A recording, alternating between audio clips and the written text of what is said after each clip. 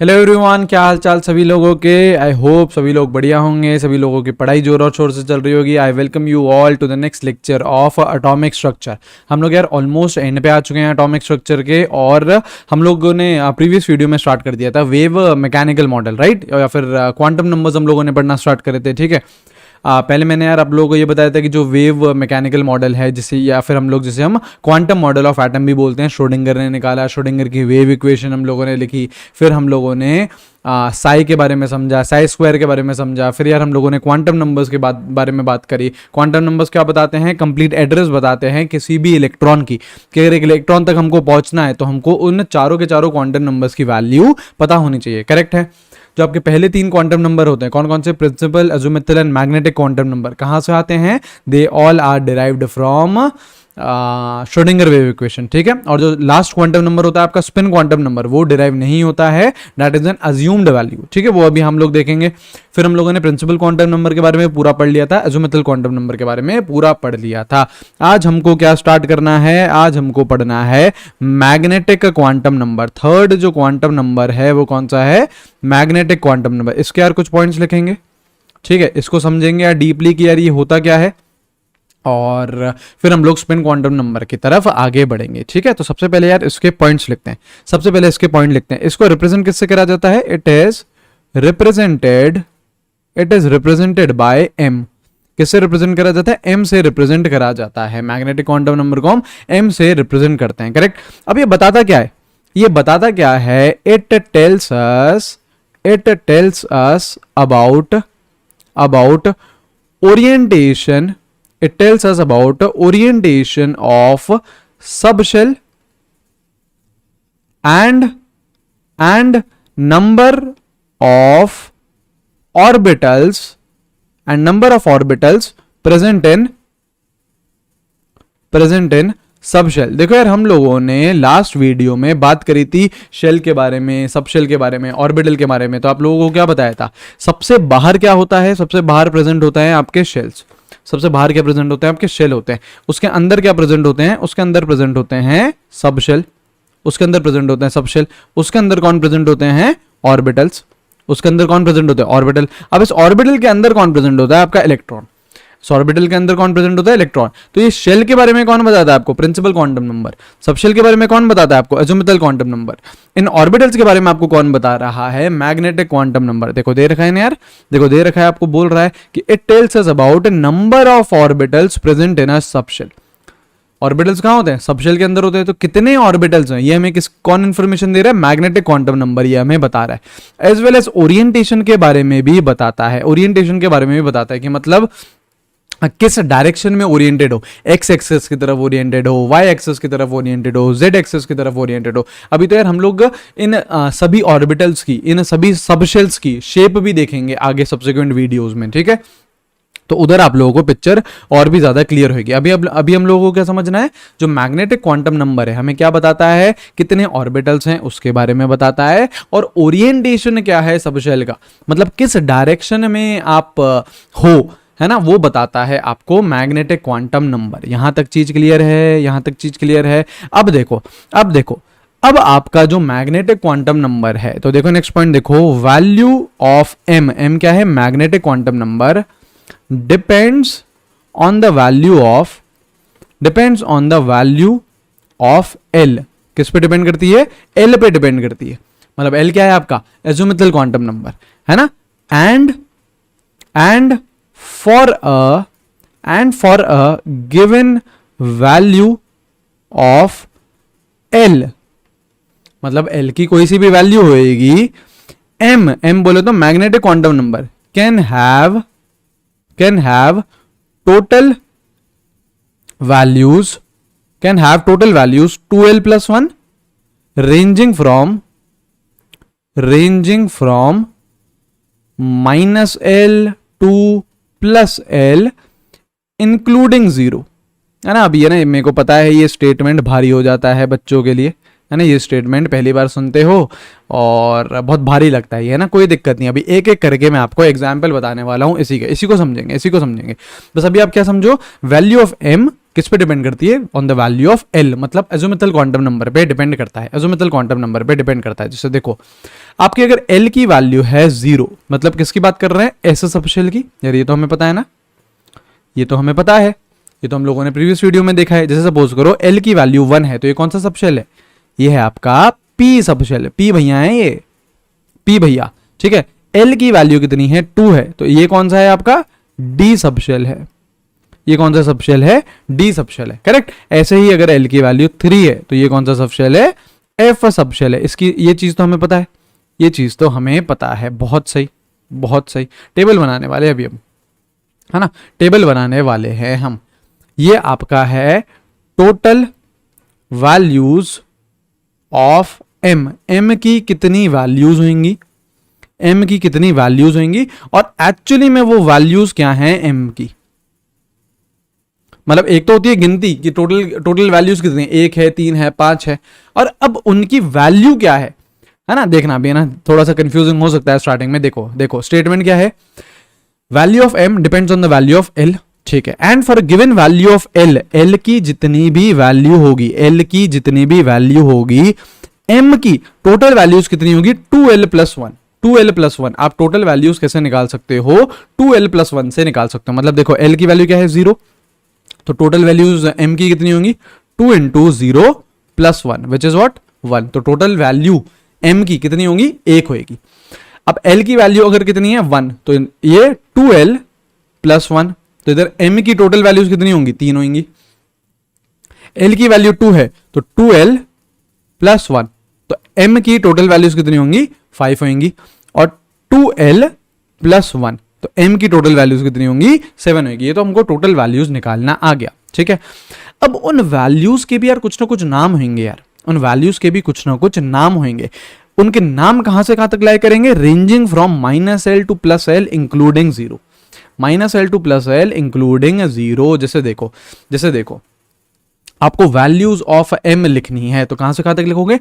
-l to +l including 0। तो अगर मैं पहली वाले में बात करूं, l की वैल्यू क्या है? 0, तो it is -0 to +0 which is what? 0 only, which is what? 0 only. तो ये हो गया आपका एक, ये आपका एक डब्बा। एक डब्बा क्यों? ये ऑर्बिटल है बेसिकली, ये डब्बा है, ये क्या है? ऑर्बिटल है।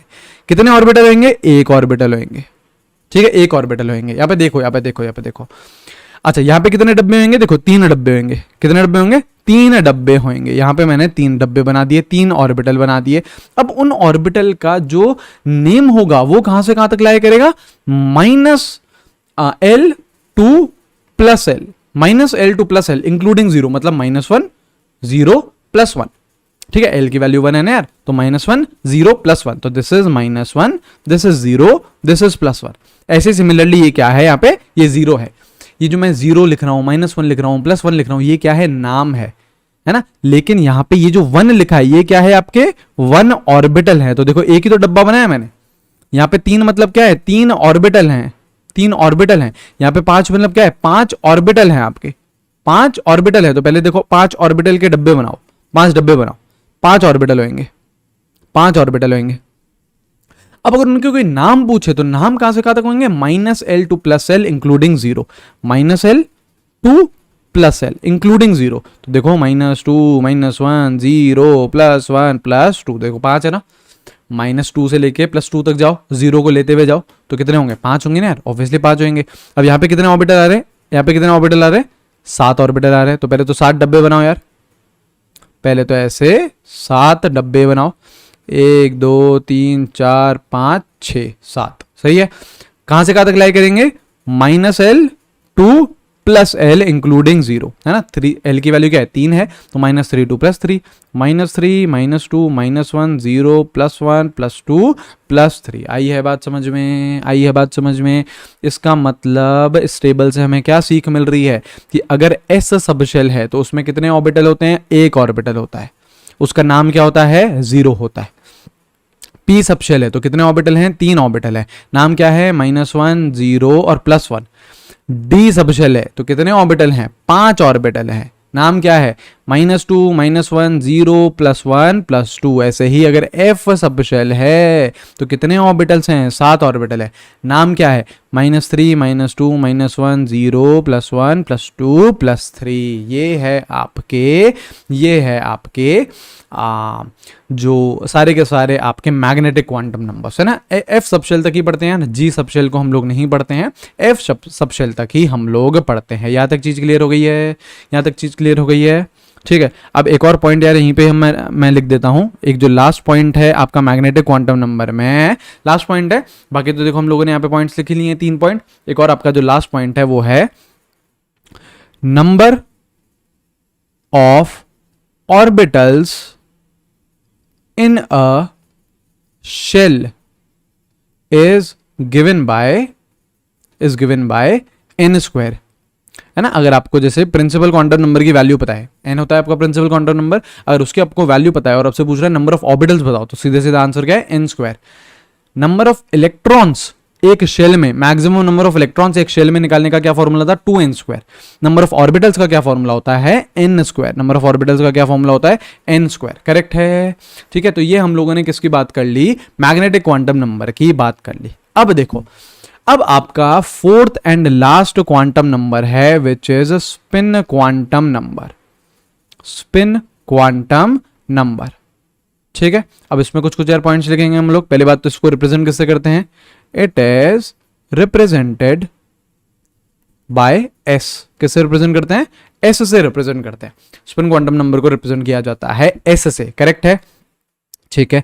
अच्छा, इट इज नॉट डिराइव्ड, ये पहले भी बता चुका हूं, वापस बता रहा हूं, not derived from Schrodinger wave equation. Schrodinger wave equation से ये डिराइव नहीं किया जाता है। पहले 3 किए जाते हैं डिराइव, है ना, लेकिन आपका spin quantum number Schrodinger wave equation से नहीं आता है। करेक्ट है? ठीक है। अच्छा, अब ये बताता क्या है? जैसे आपका जो प्रिंसिपल क्वांटम नंबर है शेल के बारे में बताता है, एज़ोमिथल क्वांटम नंबर सब शेल के बारे में, मैग्नेटिक क्वांटम नंबर आपका ऑर्बिटल के बारे में, स्पिन क्वांटम नंबर नाम से ही पता चल रहा है किसके बारे में बताएगा? स्पिन ऑफ इलेक्ट्रॉन के बारे में बताएगा। It tells us about spin off electron. It tells us about a spin of electron around its axis. कि यार एक उसकी अपनी खुद की एक्सिस के अराउंड वो कैसे रिवॉल्व कर रहा है। यार दो ही तरीके से रिवॉल्व कर सकती है चीजें, या तो यार वो एंटी क्लॉकवाइज रिवॉल्व कर सकता है या फिर वो क्लॉकवाइज रिवॉल्व कर सकता है। दो ही तरीके की डायरेक्शन है, या तो क्लॉकवाइज डायरेक्शन में रिवॉल्व कर रहा है या फिर एंटी क्लॉकवाइज डायरेक्शन में रिवॉल्व कर रहा है। ठीक है, ठीक है। तो देखो, जो स्पिन क्वांटम नंबर होता है सबसे आसान होता है, सबसे आसान होता है। स्पिन क्वांटम नंबर्स की केवल और केवल 2 ही वैल्यूज हो सकती हैं। स्पिन क्वांटम नंबर की केवल 2 ही वैल्यू हो सकती है। स्पिन क्वांटम नंबर की वैल्यू या तो +½ हो सकती है, या फिर स्पिन क्वांटम नंबर की वैल्यू -½ हो सकती है। बस इसके अलावा अगर कुछ भी लिख रखा है तो वो गलत है। स्पिन क्वांटम नंबर की वैल्यू सिर्फ 2 ही हो सकती है, या तो यार +½ हो सकती है या फिर -½ हो सकती है। अब यार ये अज्यूम किया गया है कि अगर +½ है तो जो स्पिन है इलेक्ट्रॉन की वो क्या है? क्लॉकवाइज है। ठीक है, ये बच्चा सिर्फ अजम्पशन है। प्लस वाले को आप क्लॉकवाइज मानते हो और माइनस वाले को आप क्या मानते हो? एंटी क्लॉकवाइज मानते हो। ये अजम्पशन है, इसे हम लोग रिवर्स भी कर सकते हैं, लेकिन कुछ तो एक चीज तो अज्यूम करनी पड़ेगी ना। तो प्लस वाले को क्या अज्यूम किया गया? क्लॉकवाइज डायरेक्शन में रिवॉल्व कर रहा है, और एंटी क्लॉकवाइज में आपका -½ होता है स्पिन क्वांटम नंबर। ठीक है।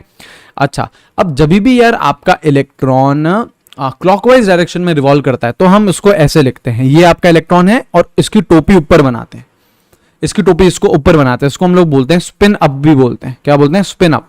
मतलब आपकी टोपी कहाँ है? ऊपर की तरफ है।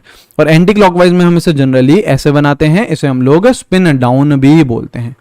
स्पिन डाउन भी बोलते हैं। ठीक है, तो एस की वैल्यू या तो +½ हो सकती है, -½ हो सकती है, क्लॉकवाइज हो गई, एंटी क्लॉकवाइज हो गई, या फिर स्पिन अप हो गया, या फिर स्पिन डाउन हो गया। ये पक्की बात है, जो +½ है या फिर और -½ है, बस यही 2 वैल्यू लिख सकते हैं। इसके अलावा अगर कुछ भी लिख रखा है तो वो क्या है? गलत है। ठीक है। अच्छा यार, इसके साथ साथ और भी चीज़ें आती हैं, जैसे स्पिन एंगुलर मोमेंटम आता है, टोटल स्पिन आता है। तो यार ये सारी चीज़ें मैं आपको इलेक्ट्रॉनिक कॉन्फ़िगरेशन पढ़ाने के बाद सिखाऊंगा। ठीक है, ये सारी चीजें हम लोग उधर देखेंगे। अभी हम लोग एक नोट डाल लेते हैं, एक नोट डाल लेते हैं, एक नोट डाल लेते हैं। ये है कि maximum number of electrons, maximum number of electrons in an orbital is 2। आपका एक ऑर्बिटल, एक डब्बा मैक्सिमम कितने इलेक्ट्रॉन्स अकोमोडेट कर सकता है, कितने कर सकता है, 2। Maximum number of electrons in an orbital is 2 and electrons should be of and electrons should be of opposite spin। उनकी स्पिन क्या होनी चाहिए, अपोजिट होनी चाहिए। मतलब ध्यान से देखो, यहां ध्यान से देखो, ये आप लोगों ने एक ऑर्बिटल बनाया, ये आप लोगों ने एक ऑर्बिटल बनाया। अब सपोज करो एक ऑर्बिटल में मैक्सिमम कितने इलेक्ट्रॉन आ सकते हैं, 2। मैक्सिमम कितने आ सकते हैं, 2 आ सकते हैं, पहली बात तो। और उनकी स्पिन क्या होनी चाहिए, अपोजिट होनी चाहिए। सपोज करो ये 2 इलेक्ट्रॉन आ गए, क्या ये वैलिड है, क्या ये वैलिड है क्या, नहीं। क्यों, क्योंकि 2 इलेक्ट्रॉन तो है लेकिन दोनों की स्पिन क्या है, ऊपर की तरफ है, स्पिन अप है, तो ये चीज वैलिड नहीं है। This is not valid, this is not valid. सही है। अच्छा जरा ये बताओ, क्या ये चीज वैलिड है, ये चीज वैलिड है क्या, नहीं, ये भी चीज वैलिड नहीं है। क्यों, क्योंकि एक डब्बे में मैक्सिमम कितने इलेक्ट्रॉन आ सकते थे, 2 ही। आपने कितने डाल दिए, 3 डाल दिए हैं, तो this is also not valid, this is also not valid. लेकिन ये चीज बताओ, ये रहा आपका ऑर्बिटल और ये चीज बिल्कुल वैलिड है। मैक्सिमम कितने इलेक्ट्रॉन आपने डाले हैं, 2 डाले हैं, और दोनों की स्पिन क्या रखी है, अपोजिट रखी है। दोनों की स्पिन क्या रखी है, अपोजिट रखी है, तो ये चीज वैलिड है। अब सवाल ये आता है कि भैया स्पिन अपोजिट क्यों, स्पिन अपोजिट क्यों? क्योंकि देखो यार, अगर हम ध्यान से देखें तो आप एक डब्बे के अंदर 2 इलेक्ट्रॉन्स को फिट कर रहे हो ना, एक डब्बे के अंदर 2 इलेक्ट्रॉन्स को फिट कर रहे हो। ये भी एक इलेक्ट्रॉन है और ये भी एक इलेक्ट्रॉन है, ये भी इलेक्ट्रॉन है, ये भी इलेक्ट्रॉन है। तो क्या इन इलेक्ट्रॉन के बीच में रिपल्शन नहीं होंगे, बताना जरा। बिल्कुल होंगे यार, रिपल्शन तो बिल्कुल होंगे, क्योंकि चार्जेस क्या है, सेम है। चार्जेस सेम है तो इन दोनों के बीच में रिपल्शन होना बहुत ऑब्वियस सी बात है। लेकिन हमको रिपल्शन क्या करने, मिनिमम करने, तभी तो यार साथ में रह पाएंगे, तभी तो साथ में रह पाएंगे। तो मिनिमम रिपल्शन करने के लिए ही हमको उनकी स्पिन क्या लेनी होती है, अपोजिट लेनी होती है। अगर आप स्पिन सेम ले लेते हो ना, जैसे पहले वाले केस में ले रखा है, स्पिन अगर आपने सेम ले रखा है तो इनका बीच में रिपल्शन बहुत ज्यादा इंक्रीज कर जाता है और अनस्टेबल हो जाते हैं, ये अनस्टेबल हो जाते हैं। इसलिए ही रिपल्शन को मिनिमम रखने के लिए आपको जो स्पिन है वो आपको अपोजिट रहना होता है एक ऑर्बिटल में। ठीक है, तो ये पॉइंट बहुत इंपॉर्टेंट है। क्या है पॉइंट, एक डब्बे में, एक ऑर्बिटल में मैक्सिमम 2 इलेक्ट्रॉन आ सकते हैं और उन दोनों इलेक्ट्रॉन की स्पिन क्या होनी चाहिए, अपोजिट होनी चाहिए। उन दोनों इलेक्ट्रॉन की स्पिन क्या होनी चाहिए, अपोजिट होनी चाहिए। ठीक है, तो चलो अभी यार हम लोगों ने क्या पढ़ लिया है, हम लोगों ने चारों के चारों क्वांटम नंबर्स पढ़ लिए, correct.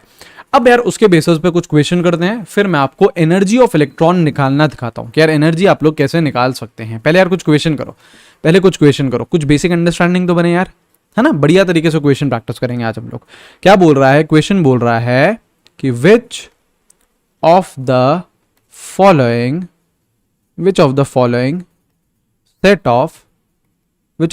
Set of quantum number are not possible. आपको ये बताना है कि कौन सा पॉसिबल नहीं है, कौन सा पॉसिबल नहीं है, आपको ये बताना है ना। मैं कुछ यहाँ पे लिख रहा हूं एग्जाम्पल्स, चलिए हो जाना, स्टार्ट हो जाना, बताइएगा। ठीक है, बस आपको सारी की सारी वैलिड वैल्यूज देखनी है, वैलिड है नहीं है ना, आपको वैलिड बताना है, मतलब पॉसिबल है या फिर नहीं है, ये चीज आपको बतानी है। चलो करते जाओ, है ना। ऐसे टाइप के क्वेश्चन सर इंपॉर्टेंट होते हैं, पूछे जाते हैं। बताइएगा पॉसिबल है, नहीं है, क्या है।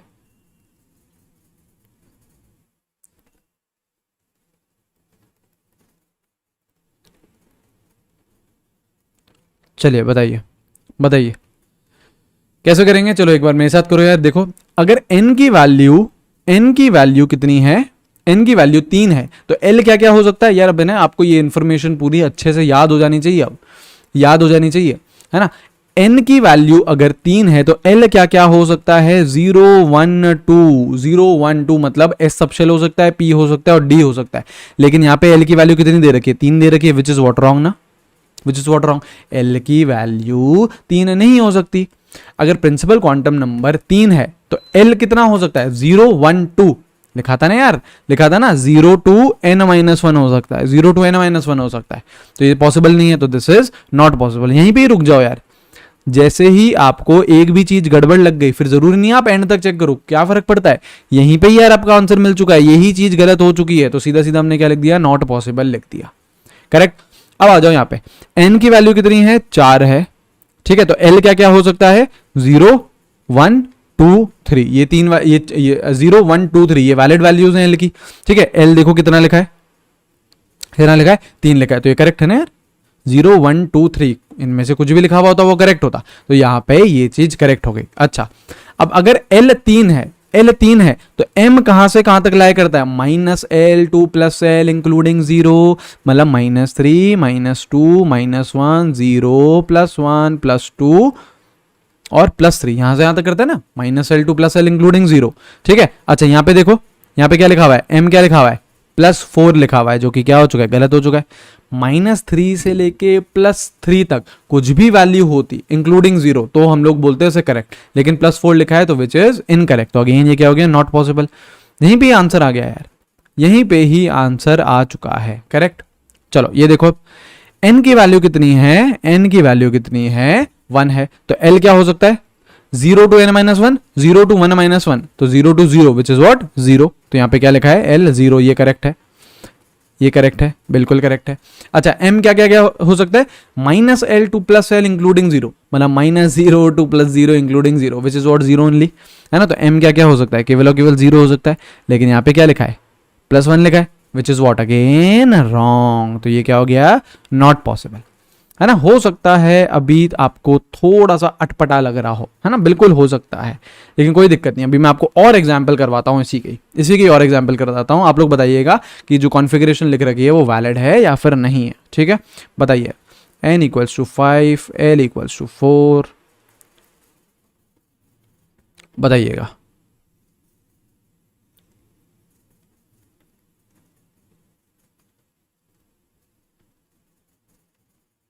चलो ये बताओ।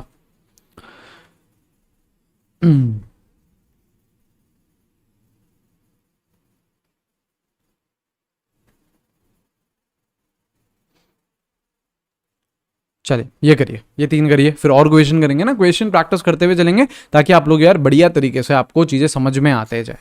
करिए करिए करिए करिए करिए।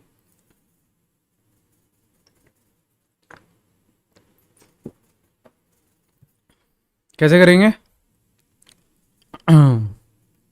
यस देखो, n की वैल्यू कितनी है, 5 है, तो l क्या क्या हो सकता है, 0 1 2 3 4 0 टू n-1, सही है ना। तो देखो l की वैल्यू क्या है, 4 है, तो 4 तो वैलिड है ना यार, 0 1 2 3 4 कुछ भी लिखा हुआ वो वैलिड है, ठीक है, तो 4 लिखा हुआ है, ये बिल्कुल वैलिड है, ये बिल्कुल वैलिड है, बहुत सही बहुत सही। अच्छा, l अगर 4 है तो m क्या क्या हो सकता है, -4 2 + 4 इंक्लूडिंग 0, तो मतलब ये ना, -4 2 + 4 इंक्लूडिंग 0, देखो यहाँ पे क्या लिखा हुआ है, -4 लिखा हुआ है, तो ये भी करेक्ट, ये भी करेक्ट है, बिल्कुल करेक्ट है।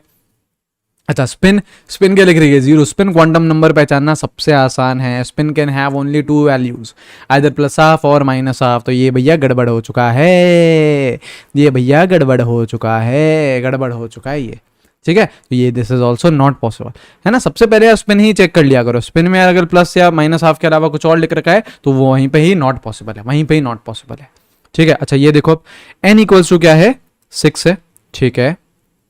अच्छा, l क्या क्या हो सकता है, 0 1 2 3 4 5, 5 तक हो सकती है यार वैल्यू, l देखो यहाँ पे 5 लिखा है, तो ये बिल्कुल ट्रू है, बिल्कुल ट्रू है, बिल्कुल ट्रू है। अच्छा, l अगर आपका 5 है तो m क्या क्या हो सकता है, -5 2 + 5 इंक्लूडिंग 0, तो यहाँ पे देखो m की वैल्यू क्या दे रखी है, -5 दे रखी है, तो बिल्कुल ये भी करेक्ट है, ये भी करेक्ट है, ठीक है। अच्छा, स्पिन, स्पिन बोल रहा है हम केवल 2 ही वैल्यू ले सकते हैं, +½ या -½ +½ लिख रखा है, ये भी करेक्ट है, तो this one is what possible, ये चीज तो क्या हो गई, पॉसिबल हो चुकी है, ये चीज पॉसिबल हो चुकी है, सही है।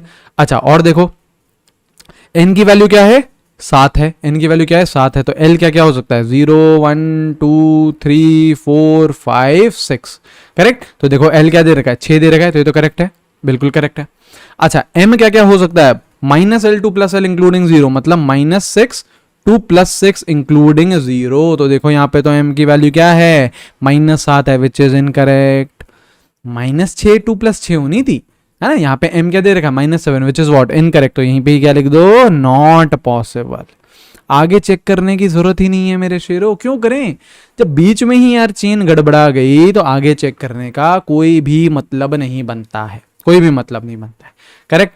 और क्वेश्चन करें, चलो नेक्स्ट क्वेश्चन बोल रहा है calculate value of n + l। आपको जो भी चीजें दे रखी हैं उसमें n + l की वैल्यू निकालनी है। ठीक है, ये तो बहुत आसान है, बिल्कुल फटाफट निकाल दो।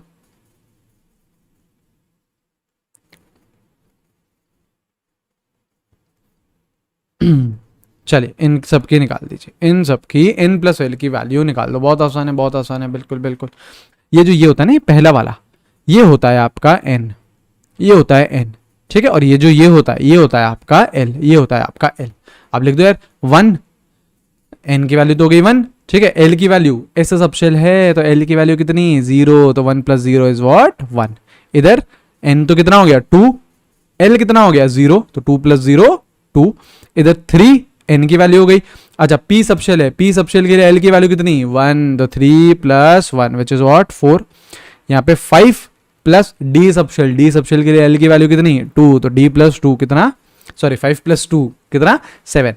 यहाँ पे 4 प्लस f सबशेल है यार, f सबशेल है तो कितनी, l की वैल्यू कितनी 3, कितना आ गया 7 आ गया, कितना आ गया 7 आ गया। आसान है ना, बिल्कुल आसान है यार, बिल्कुल आसान है।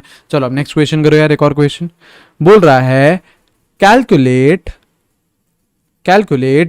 Total number of electrons, calculate total number of electron having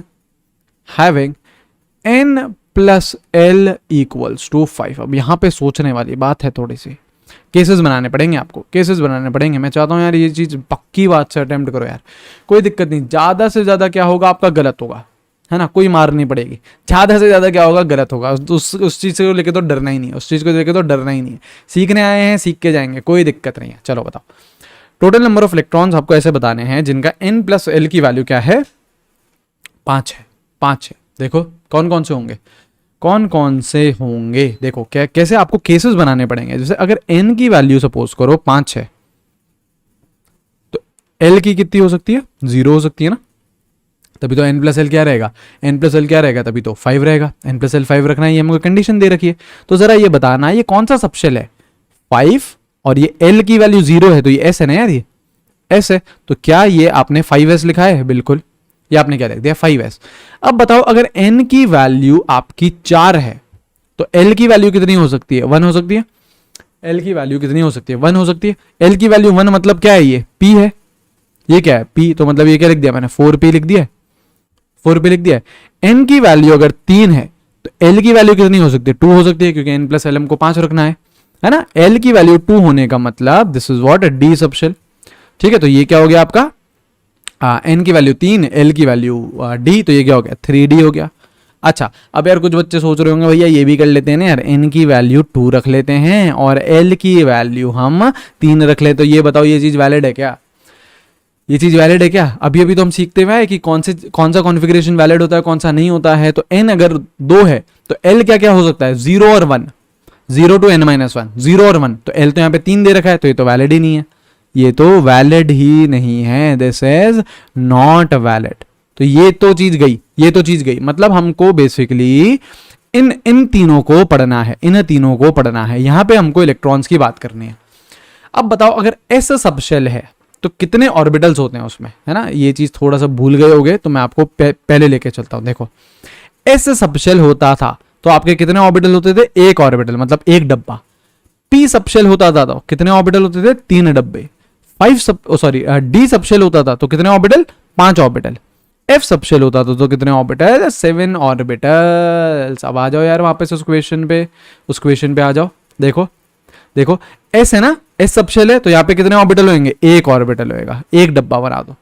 p subshell है तो कितने ऑर्बिटल होंगे, 3 ऑर्बिटल होंगे, 3 डब्बे बना दो, ठीक है। d सबशेल तो कितने ऑर्बिटल होंगे, 5 ऑर्बिटल होंगे, 5 ऑर्बिटल होंगे। करेक्ट है, सही है। अब कुछ नहीं, आपसे ऑर्बिटल नहीं पूछे हैं, आपसे क्या पूछे हैं, इलेक्ट्रॉन्स पूछे हैं। तो एक ऑर्बिटल का मतलब कितने इलेक्ट्रॉन, 2 इलेक्ट्रॉन।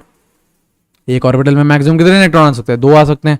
ठीक है, अच्छा यहाँ पे 3 ऑर्बिटल्स हैं तो यहाँ पे 6 इलेक्ट्रॉन होंगे, यहाँ पे 5 ऑर्बिटल है तो यहाँ पे 10 इलेक्ट्रॉन होंगे। तो टोटल इलेक्ट्रॉन्स कितने हो गए, 2 + 6 + 10 which is what, 18 electron. 18 electron, ये हो गया आपका आंसर, ये हो गया आपका आंसर। करेक्ट है, बताओ।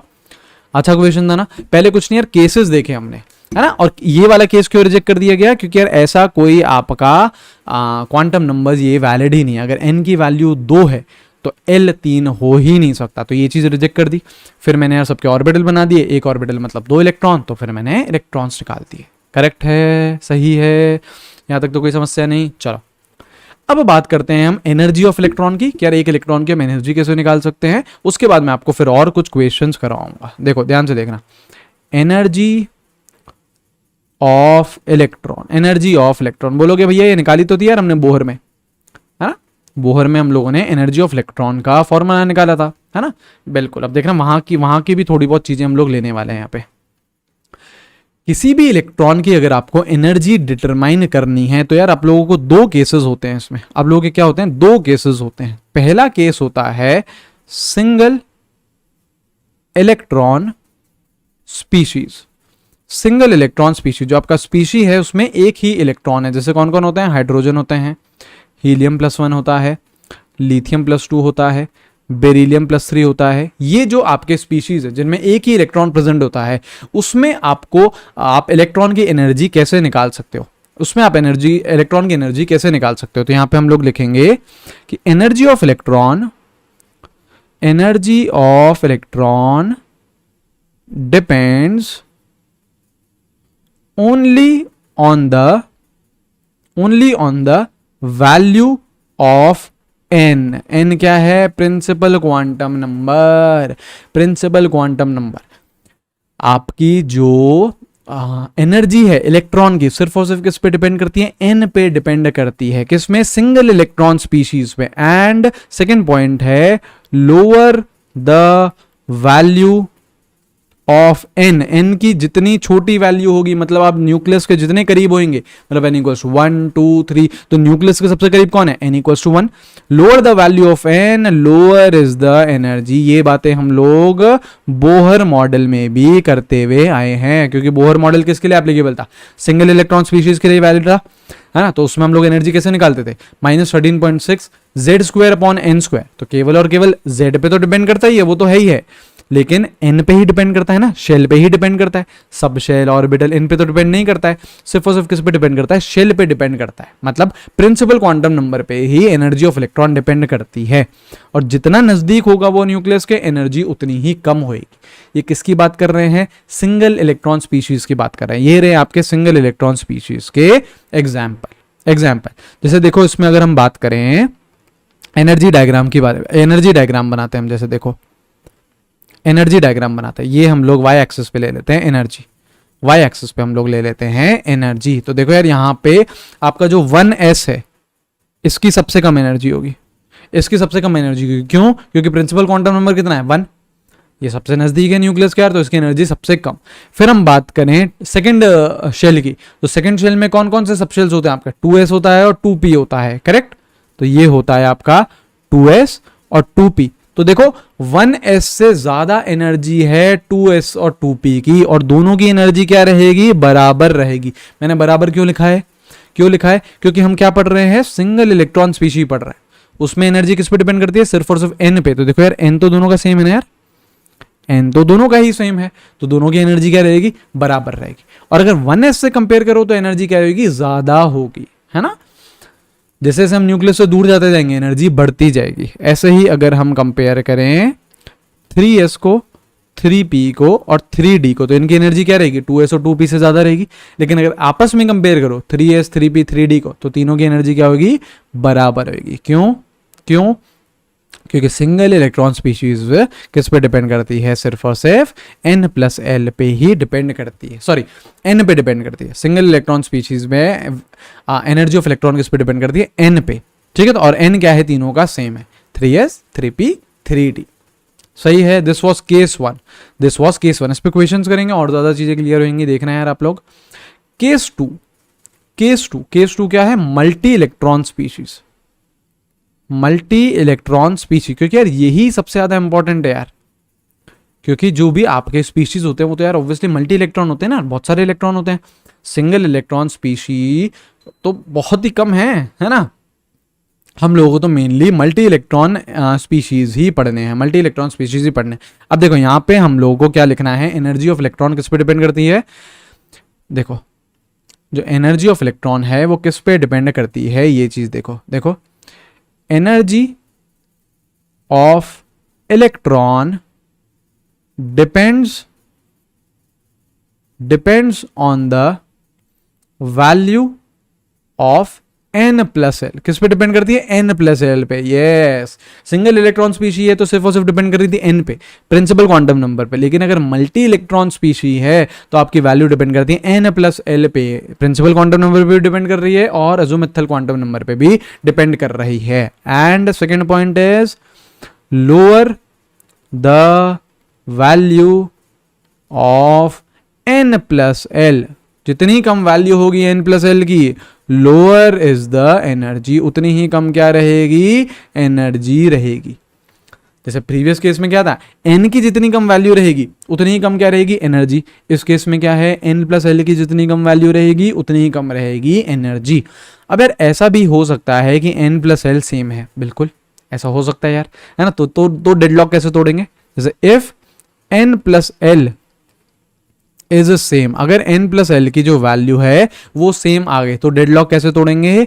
Then lower the value of n, lower is the energy, lower is the energy. देखो यार सीधी सीधी बात है, आप लोगों को जो चीज पढ़नी है ना वो मल्टी इलेक्ट्रॉन स्पीशी है। आप लोगों को जो मेनली पढ़ना है वो आपको मल्टी इलेक्ट्रॉन स्पीशी ही पढ़ना है, करेक्ट है। तो मल्टी इलेक्ट्रॉन स्पीशी पे वैल्यू एनर्जी की किस पे डिपेंड करती है? n प्लस एल पे। n प्लस एल जितना ज्यादा छोटा होगा, n प्लस एल जितना ज्यादा छोटा होगा उतनी ही कम क्या रहेगी? आपकी एनर्जी रहेगी। लेकिन ऐसे कुछ केसेस आने वाले हैं अभी ही, जैसे मैं आपको कराने वाला हूं, ऐसे कुछ केसेस आने वाले हैं जहाँ पे n प्लस एल सेम हो सकता है, बिल्कुल हो सकता है यार। ऐसे कुछ केसेस आने वाले हैं जहाँ पे n प्लस एल सेम हो सकता है। तो फिर डेडलॉक कौन तोड़ेगा? फिर डेडलॉक तोड़ेगा आपकी n की वैल्यू, प्रिंसिपल क्वांटम नंबर की वैल्यू। जितनी छोटी वो होगी उतनी ही कम एनर्जी होगी। जैसे देखो आप लोग कुछ नहीं करो, आप लोग बस ये करो कि जो मैं आपका यहाँ पे लिख रहा हूं आप मुझे उसका n प्लस एल बताते जाओ, ठीक है। आप मुझे उसका n प्लस एल बताते जाना। किस किस का? 1s का बता दो, 2s का, 2p, 3s, 3p, 4s and 3d। आप इन सब का मेरे को n प्लस एल निकाल के बता दीजिए। क्या करो?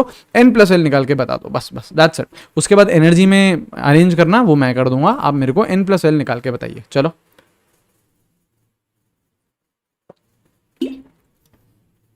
देखो ना यार, अभी अभी तो सीखा है, अभी अभी तो सीखा था यार n प्लस एल निकालना कैसे। ये होता है n, ये होता है l, s सब शेल है यार। l की वैल्यू कितनी होगी? 0 होगी, तो it is 1 plus 0, it is what 1, it is 2 plus 0, it is what 2। p सब शेल है तो l की वैल्यू कितनी होगी? 1 हो गई है ना, तो 2 प्लस 1 विच इज व्हाट 3। यहाँ पे 3 plus 0 which is what 3, 3 plus 1 4, 4 plus 0 4 और 3 प्लस 2, d सब शेल है ना, तो l की वैल्यू कितनी होगी? 2 होगी। तो 3 प्लस 2 कितना? 5। अब आपको इनको एनर्जी के बेसिस पे अरेंज करना है, एनर्जी के बेसिस पे अरेंज करना है ना। n प्लस एल जितना छोटा एनर्जी उतनी छोटी। सबसे n प्लस एल छोटा किसका है? 1 इसका, तो एनर्जी इसकी सबसे कम, फिर इसकी। अच्छा अब देखो 2p और 3s, 2p और 3s, n प्लस एल क्या आ रहा है? सेम आ रहा है, मैंने बताया था ना n प्लस एल बच्चा सेम भी आ सकता है। तो यही वाला तो पॉइंट अब काम आएगा, यही वाला तो पॉइंट काम आएगा। If n plus L is same, n plus L अगर सेम है then lower the value of n, lower is the energy. तो देखो यार n की वैल्यू यहाँ पे कितनी है? 2 है, यहाँ पे कितनी है? 3 है, तो एनर्जी कम किसकी रहेगी? 2 वाले की कम रहेगी, तो ये आएगा, ये आएगा, करेक्ट है। अब देखो यहाँ पे n प्लस एल 3, यहाँ पे n प्लस एल 4, तो 3 वाले की वैल्यू ऑब्वियसली एनर्जी कम हो जाएगी। अब यहाँ पे देखो n प्लस एल कितना? 4, यहाँ पे भी कितना? 4, डेडलॉक आ गया भैया। अब कौन तोड़ेगा डेडलॉक? कौन तोड़ेगा? n की value, lower the value of n, lower is the energy. यहाँ पे n कितना है? 3, यहाँ पे n कितना है 4, तो एनर्जी कम किसकी, इसकी। ठीक है, अच्छा ऐसे ही यहाँ पे देख लो यार, n प्लस एल यहाँ पे 4 है, यहाँ पे क्या है 5 है, तो ऑब्वियसली ऐसा कुछ एनर्जी ऑर्डर आ जाएगा। करेक्ट है, सही है। ये किस में बात हो रही है, मल्टी इलेक्ट्रॉन स्पीशीज में बात हो रही है, मल्टी इलेक्ट्रॉन स्पीशीज में ये चीज हम बात कर रहे हैं। सही है, अब क्या करते हैं, अब इस पे, इसके बेसिस पे कुछ क्वेश्चन करते हैं। हम लोगों ने समझ लिया यार, क्वांटम नंबर्स हमने सारे समझ लिए, एनर्जी इलेक्ट्रॉन की निकालना सीख लिया। अब इस पे कुछ क्वेश्चन करो और नेक्स्ट वीडियो में मैं आपको सिखाऊंगा इलेक्ट्रॉनिक कॉन्फ़िगरेशन निकालना। उस इलेक्ट्रॉनिक कॉन्फ़िगरेशन निकालने के लिए, है ना, आपको लिखने के लिए ये सारी चीज़ें पता होनी चाहिए कि यार क्वांटम नंबर्स क्या होते हैं और एनर्जी एक इलेक्ट्रॉन की कैसे निकाली जाती है। ठीक है, तो यार कुछ इन के ही ऊपर मैं क्वेश्चन करवा देता हूँ, आपको क्वेश्चन करवा देता हूँ। आपको बताना है which has हाँ चलो ठीक है, which has highest energy आपको बताना है, which has highest energy। ठीक है, चलो आपको 4 ऑप्शन दे रखा हूँ, चार ऑप्शन दे रखे हैं, यहाँ पे दे रखे 3, 2, 1, हाफ। ठीक है, मैं चारों ऑप्शन लिख देता हूँ एक बार।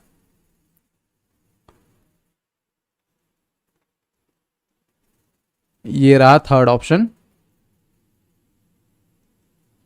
ये रहा फोर्थ ऑप्शन। बताओ सबसे ज्यादा एनर्जी किसकी है, ये बताइए। ये सबसे ज्यादा एनर्जी किसकी है, ये बताइए, है ना। पहली बात तो देखो, ये जैसे लिख रखा है, इसके लिखने के तरीके से आपको कंफ्यूज नहीं होना है। सबसे पहले हम लोग क्या लिखते हैं, एन लिखते हैं, तो ये क्या है आपका एन है।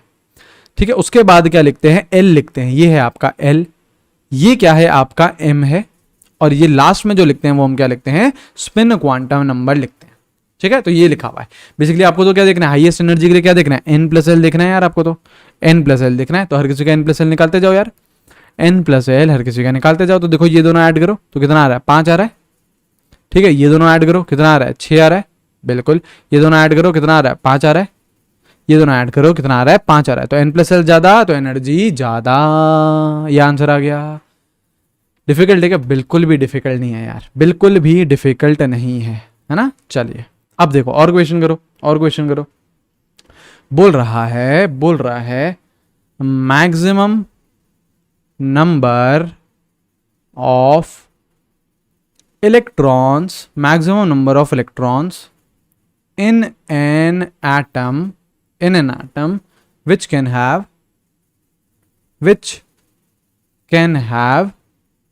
n equals to 4s, मतलब n equals to 4 है और आपको यहाँ पे मैक्सिमम नंबर ऑफ इलेक्ट्रॉन्स बताने हैं। इसको मैं दो तरीके से करके दिखाऊंगा। पहला तो यार सीधा सीधा आपको फॉर्मूला दिमाग में आ जाना चाहिए था। मैक्सिमम इलेक्ट्रॉन्स का क्या फॉर्मूला था, maximum electrons in a shell. आपको बताया था प्रीवियस वीडियो में क्या फॉर्मूला था, 2n²। तो सीधा सीधा आंसर क्या है, 2 × 4 का square which is what 2 × 16 which is what 32 electron. सही है, 32 इलेक्ट्रॉन। ये रहा आपका आंसर। इसको मैं दूसरे तरीके से भी करके बताता हूं जिससे आपकी और ज्यादा अंडरस्टैंडिंग डेवलप होगी। कैसे, अगर यार n की वैल्यू 4 है तो मुझे बताओ l क्या क्या हो सकता है। पहले यार ये बताओ मेरे क्या क्या हो सकता है, 0 to n-1, मतलब 0, 1, 2, 3, ये हो सकता है ना, ये हो सकता है। ठीक है, अब मुझे ये बताओ l अगर 0 है, मतलब s सबशेल की बात करें तो इसमें कितने ऑर्बिटल्स होते हैं, एक ऑर्बिटल होता है। l इक्वल्स टू 1 है, मतलब p सबशेल की बात करें कितने ऑर्बिटल होते हैं, 3 ऑर्बिटल होते हैं। कितने ऑर्बिटल होते हैं, 3 ऑर्बिटल होते हैं। l equals to 2, d subshell की बात करें कितने ऑर्बिटल्स होते हैं, 5। कितने ऑर्बिटल्स होते हैं, 5 ऑर्बिटल्स होते हैं। करेक्ट, और l इक्वल्स टू 3, तो मतलब कितने ऑर्बिटल्स होते हैं, यहाँ पे 7 ऑर्बिटल्स होते हैं, यहाँ पे 7 ऑर्बिटल्स होते हैं। ठीक है, यहाँ पे बेसिकली कितना हो गया, 1 ऑर्बिटल हो गया। यहाँ पे कितने ऑर्बिटल हो गए, 3 ऑर्बिटल। ठीक है, यहाँ पे कितने ऑर्बिटल हो गए, 5 ऑर्बिटल। और यहाँ पे कितने ऑर्बिटल हो गए, 7 ऑर्बिटल हो गए। करेक्ट है ना, ये सारी बातें हैं। तो मतलब n इक्वल्स टू 4 है तो आपकी ये पिक्चर है। l हो सकता है 0, 1, 2, 3, 0 में 1 ऑर्बिटल, 1 में 3, आपके 5 ऑर्बिटल और 7 ऑर्बिटल। करेक्ट, अब एक ऑर्बिटल मतलब मैक्सिमम कितने इलेक्ट्रॉन्स, 2 इलेक्ट्रॉन। तो यहाँ पे कितने इलेक्ट्रॉन आ गए, एक ऑर्बिटल है ना, तो 2 इलेक्ट्रॉन। 3 ऑर्बिटल्स हैं तो कितने इलेक्ट्रॉन हो जाएंगे, 6 इलेक्ट्रॉन हो जाएंगे। बिल्कुल, 5 ऑर्बिटल हैं तो कितने इलेक्ट्रॉन हो जाएंगे, 10 इलेक्ट्रॉन हो जाएंगे, मैक्सिमम 10 आ सकते हैं। 7 ऑर्बिटल्स हैं तो मैक्सिमम कितने इलेक्ट्रॉन आ सकते हैं, 14 इलेक्ट्रॉन आ सकते हैं। अब ज़रा क्या करो, इन सबको ऐड करो, ऐड करो ज़रा इन सबको। ऐड करने पे ऑब्वियस सी बात है 32 ही आएगा। आपका क्या आ रहा है, 32 इलेक्ट्रॉन आ रहा है। तो दो तरीके हैं यार इस क्वेश्चन को सॉल्व करने। एक तो मैंने सीधा फॉर्मूला लगा दिया 2n², मेरे को ये याद होना चाहिए, मैंने डायरेक्टली फॉर्मूला लगा दिया। लेकिन ये अंडरस्टैंडिंग भी आपको डेवलप होनी चाहिए कि अगर n की वैल्यू दे रखी है तो मेरे को l लिखने आने चाहिए। अब l मुझे पता है तो उससे मेरे को ऑर्बिटल्स आने चाहिए। अब ऑर्बिटल मुझे पता है तो उससे मेरे को इलेक्ट्रॉन्स आने चाहिए। यार क्या दिक्कत है, क्या दिक्कत है? तो ये भी अंडरस्टैंडिंग आप में डेवलप होनी चाहिए बिल्कुल। ठीक है, चलो एक और क्वेश्चन करते हैं, क्वेश्चन है फॉर अ p इलेक्ट्रॉन, मतलब इलेक्ट्रॉन p सबशेल में प्रेजेंट है। ठीक है, ऑर्बिटल एंगुलर मोमेंटम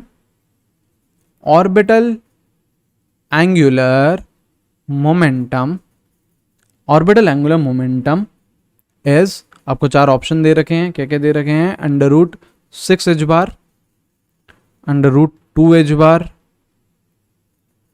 h⁻, और 2 h⁻। चलो ये करो, ये करिए, बहुत आसान है यार। ये तो सिंपली आपको फॉर्मूला लगाना है, ऑर्बिटल एंगुलर मोमेंटम, है ना, कंफ्यूज नहीं होना है। ऑर्बिट एंगुलर मोमेंटम नहीं पूछ रहा है, क्या पूछ रहा है? Orbital angular momentum. तो क्या फॉर्मूला था? L × L+1 का √h/2π, या फिर उसको डायरेक्टली आप h⁻ भी लिख सकते हो, एक ही बात है। चाहो तो h⁻ को रिप्लेस कर सकते हो, h/2π से भी रिप्लेस कर सकते हैं। ठीक है, हमको h⁻ में पूछा है तो मैंने h⁻ में लिख दिया। अब आपको बोल रहा है p इलेक्ट्रॉन है, p सबशेल में इलेक्ट्रॉन प्रेजेंट है, तो L की वैल्यू क्या हो गई? 1 हो गई। आप सिंपली डाल दो यार 1 वैल्यू, 1 × 1+1 का √h⁻। तो ये क्या आ रहा है? √2 h⁻। तो आंसर क्या है आपका? Second option. ऐसे इतने आसान क्वेश्चन आते हैं यार, अगर एक बेसिक अंडरस्टैंडिंग डेवलप हो जाती है ना यार हमारी, फिर तो बहुत मक्खन है चीज़ें, फिर बिल्कुल भी डिफिकल्ट नहीं है चीज़ें। ठीक है, तो चलो यार इस पर्टिकुलर वीडियो को इतना ही रोकते हैं। अब नेक्स्ट पर्टिकुलर वीडियो में मैं आपको इलेक्ट्रॉनिक कॉन्फ़िगरेशन निकालना सिखाऊंगा, रूल्स बताऊंगा, बहुत ज़बरदस्त वीडियो होगा और बहुत सारे यार क्वेश्चंस भी हम लोग प्रैक्टिस करेंगे। All right, so take care everyone, have a great day, see you guys, bye bye. ऐसे ही जोर और शोर से पढ़ते रहो। मेरा नाम नितेश देवनानी है, I am your chemistry mentor. कोई भी हेल्प चाहिए हो तो मेरे को ज़रूर बताइएगा। Thank you very much.